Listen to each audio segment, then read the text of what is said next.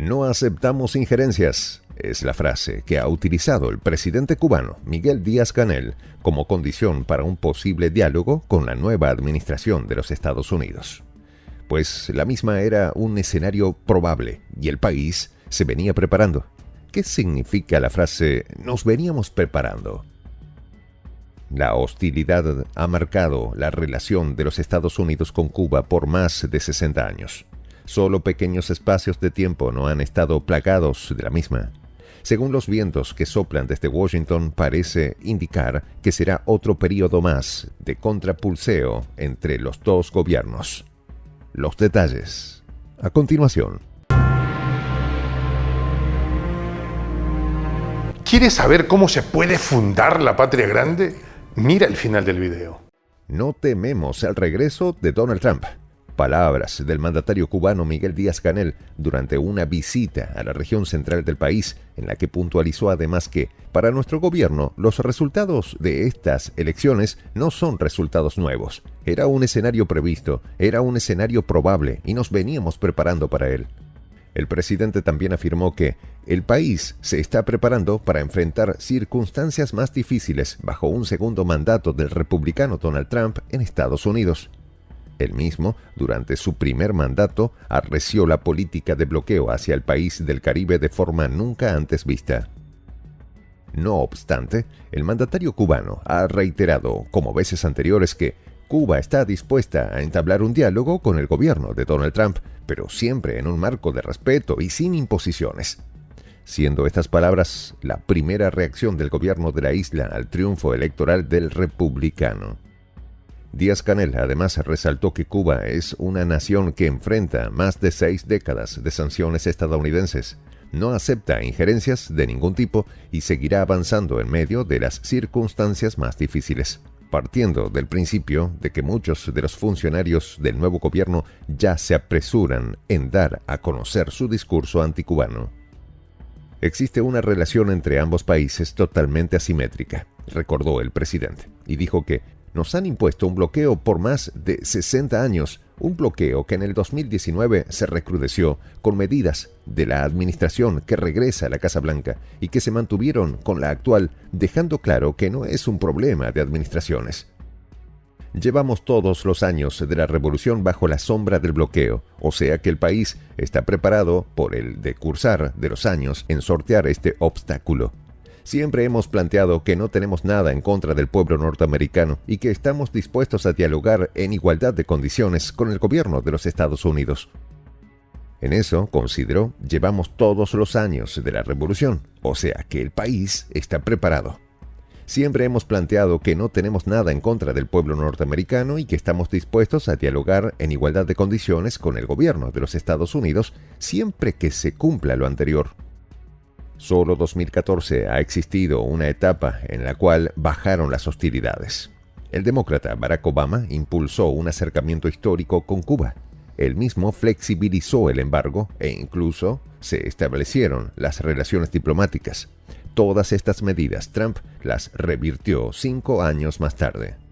En las últimas semanas de la anterior administración de Trump, la Casa Blanca volvió a incluir a Cuba en la lista de estados patrocinadores del terrorismo del Departamento de Estado, junto a Irán, Siria y Corea del Norte, por razones abiertamente políticas y sin aportar pruebas.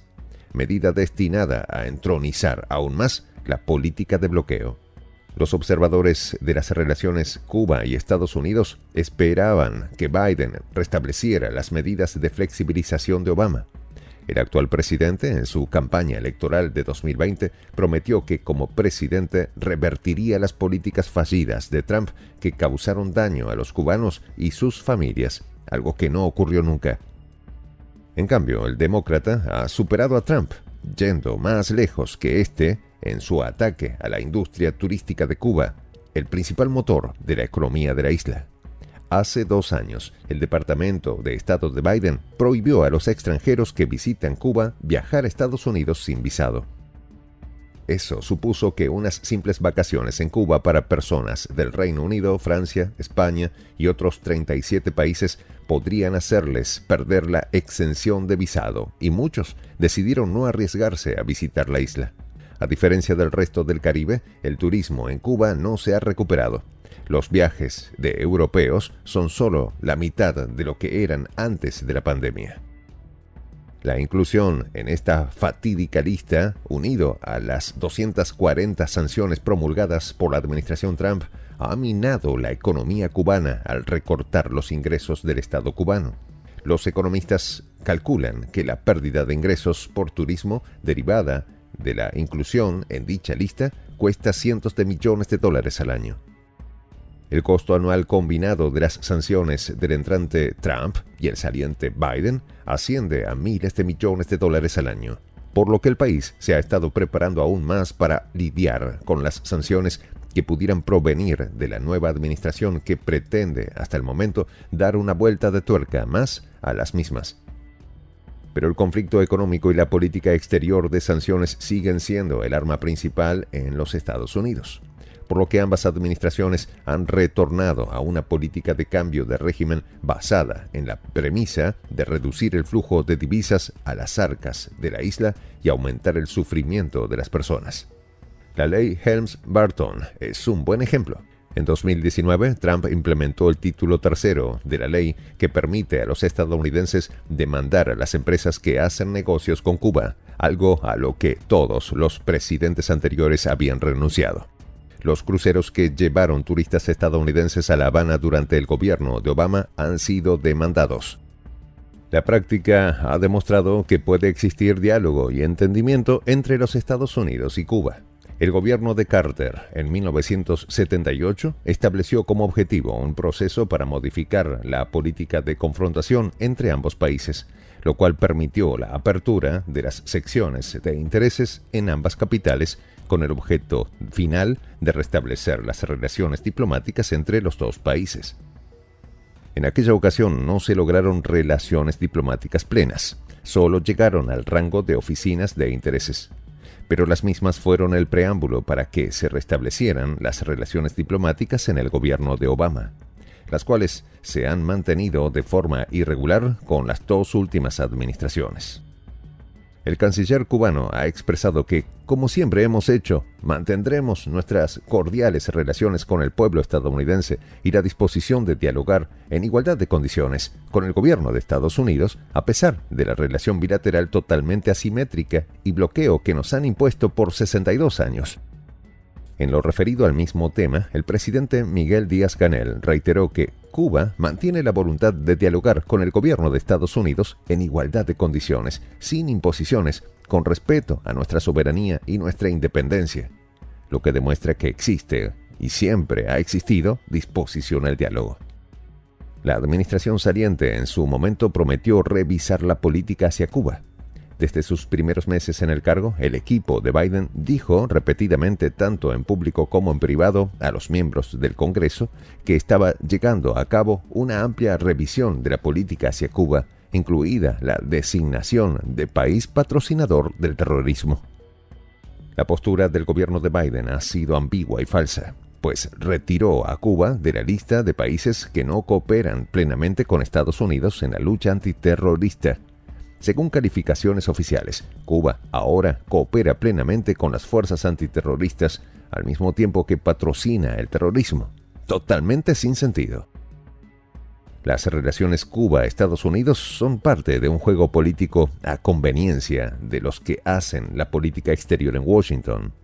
El objetivo es hacer la máxima presión sobre el gobierno de la isla sobre la base de las sanciones y medidas coercitivas que presionen cada vez más a la población cubana, llevándola a una situación de crisis.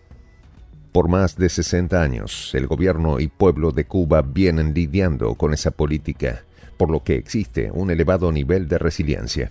A pesar de las sanciones y bloqueos, la isla ha estado sorteando una administración tras otra.